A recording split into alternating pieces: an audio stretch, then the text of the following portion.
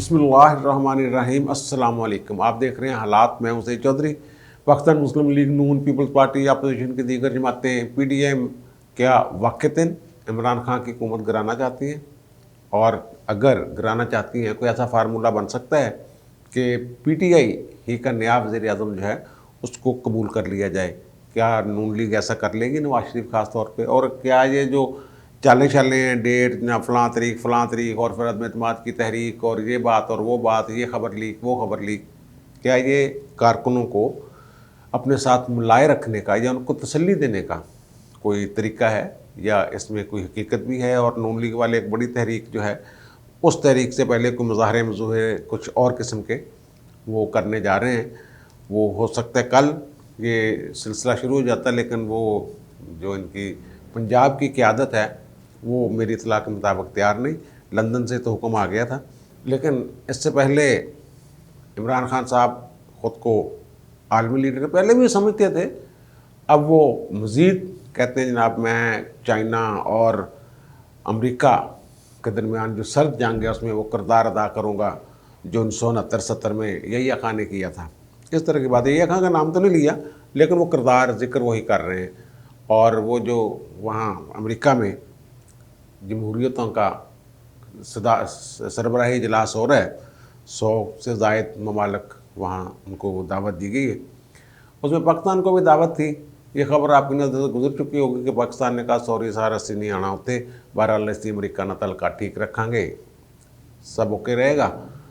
और फिर वज़ीर-ए-आज़म साहब ने फरमा दिया एक तकरीब में ख़ुद ही कि जनाब वो जो सर्द जंग जिस तरह माजी में रशिया और अमेरिका के दरमियान थी, 2 ब्लॉक बने हुए थे, अब चाइना और अमेरिका का ब्लॉक बन रहा है, तो हम किसी ब्लॉक का हिस्सा नहीं बनना चाहते, इसलिए वो हम उस कॉन्फ्रेंस में शरीक नहीं होंगे। लेकिन जो 1970 में 1970 का लफ्ज़ बोला उन्होंने, लेकिन वो मामला 1969 से शुरू हुए थे कि 1970 में जो पाकिस्तान ने किरदार अदा किया था अमेरिका चाइना तल्कात के हवाले से, उनके क़याम के हवाले से, तो वो किरदार हम अदा करते रहेंगे।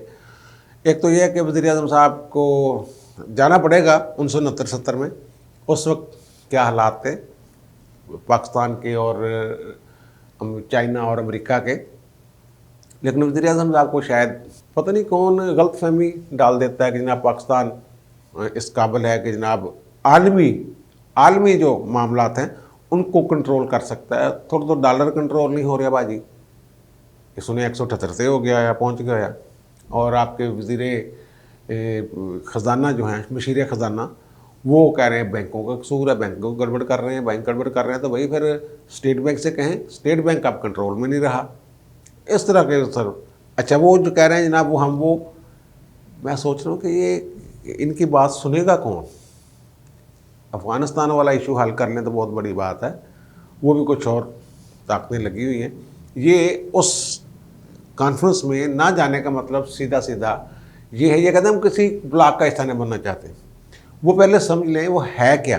वो जो कॉन्फ्रेंस है, जब जो बाइडेन ने इलेक्शन लड़ा था तो उन्होंने ये ऐलान किया था, उनके एजेंडे में शामिल था ये कि सदर बनने के बाद पहले साल ही दिसंबर में, ये आप थोड़ा सा माजी में जाएंगे, जहन पे जोर देंगे, इलेक्शन वाला साल 2020 वाला जो है, तो आपको याद आ जाएगा।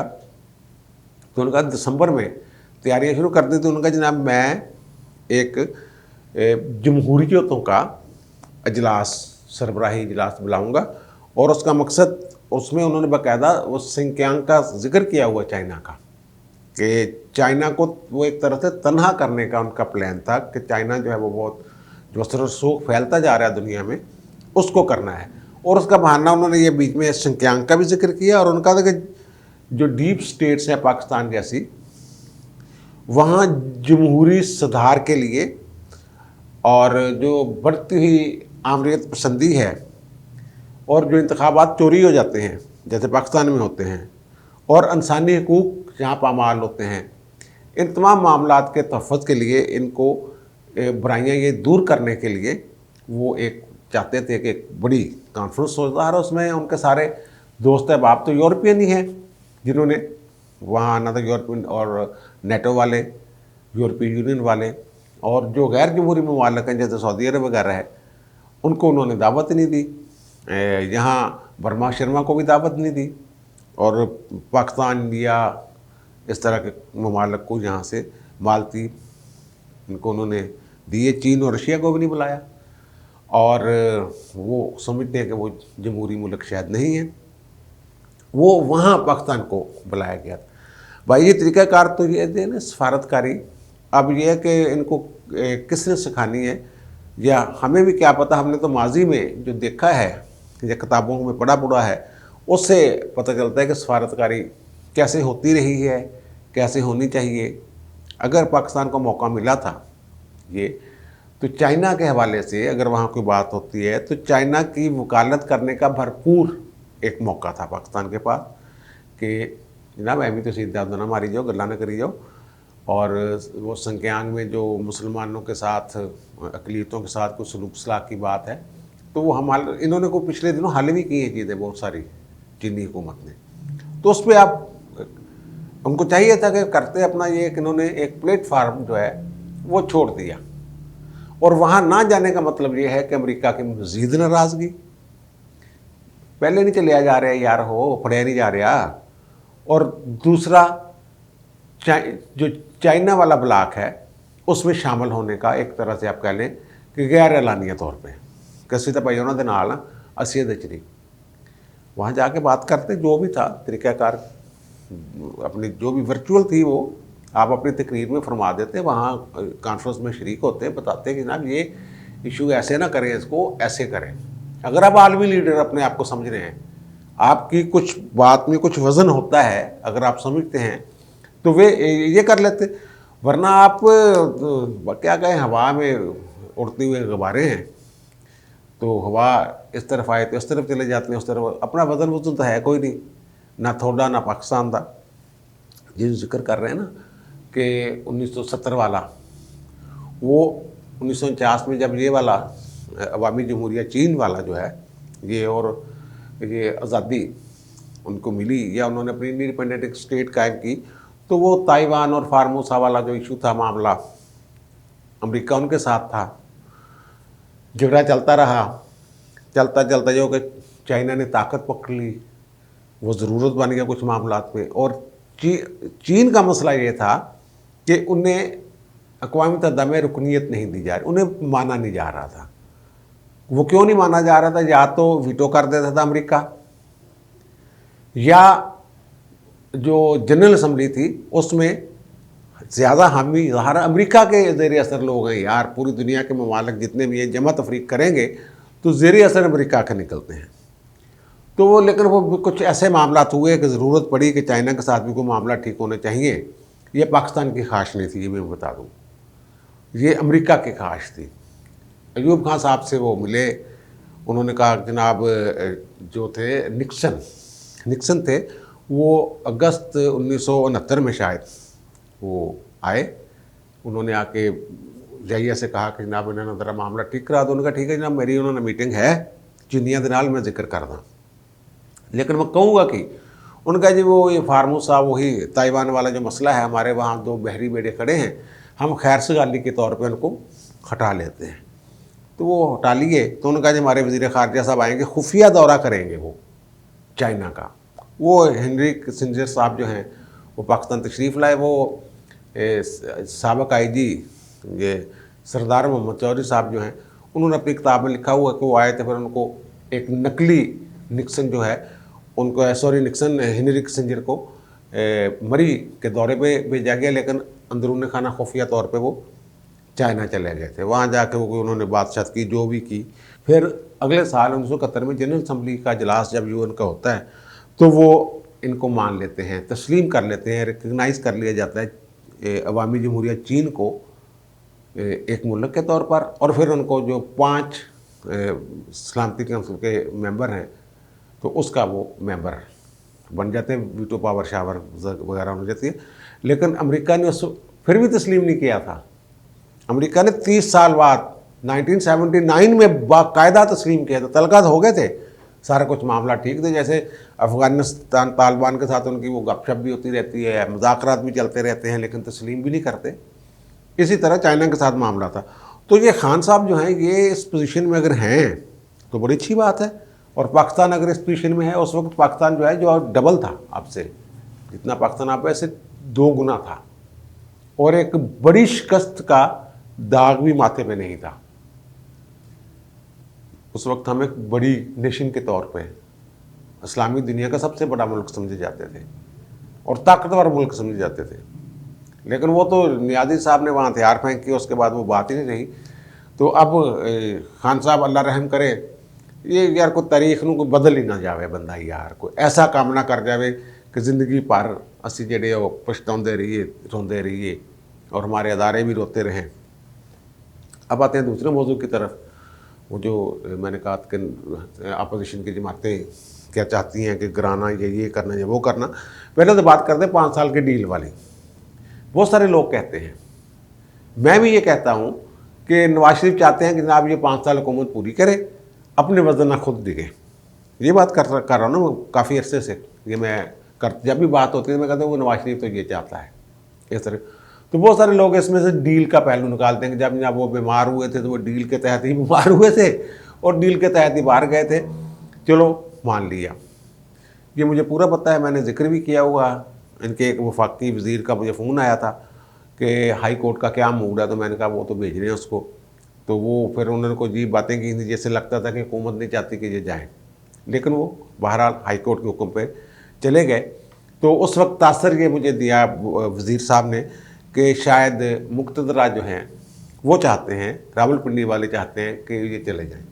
अगर रावलपिंडी वालों के साथ डील हुई थी खान साहब की कि ये इमरान खान को इनकी नवाज शरीफ की कि खान साहब को 5 साल पूरे करने दिए जाएंगे, तो फिर इसका मतलब इमरान खान के साथ तो कोई डील नहीं थी। इमरान खान को तहफ़्फ़ुज़ तो दे रहे थे रावलपिंडी वाले। अब रावलपिंडी वाले जो हैं उन्हें बड़ी बेचैनी है, वहाँ जो इतलात है, जो खिचड़ी पक रही है, जो रोज़ाना अफवाहें और ख़बरें लीक की जा रही हैं, वो तो खान साहब को जल्द अज जल्द घर भेजना चाहते हैं। उसके पीछे कुछ लोगों का ख्याल है कि जनाब नवंबर की बात है, कुछ और लोगों की बात है कि ये अगर नवंबर आ गया, असल बात नवंबर वाली ही बीच में कहीं ना कहीं फंसी हुई है। जो इन्होंने 6 अक्टूबर को किया था DGISA वाले मामले पे, और मैंने आपको रूल्स ऑफ बिज़नेस भी दिखाए थे तरमीमी, कि सारे इख्तियारात फ़ौज में जो बड़े ओहदे हैं उनके जो तबादले तकर्रियाँ सारा कुछ वज़ीर-ए-आज़म के हाथ में है। इवन ये कि अगर किसी कोर कमांडर को, ब्रिगेडियर को बरतरफ कर दिया जाता है, इवन कोर्ट मार्शल के ज़रिए भी, तो उसकी जो मंजूरी आखिरी ठप्पा जो है वो वज़ीर-ए-आज़म का लगना होता है। इस हद तक वज़ीर-ए-आज़म के इख्तियारात हैं और वो इससे बड़े तंग हैं इन इख्तियारात से।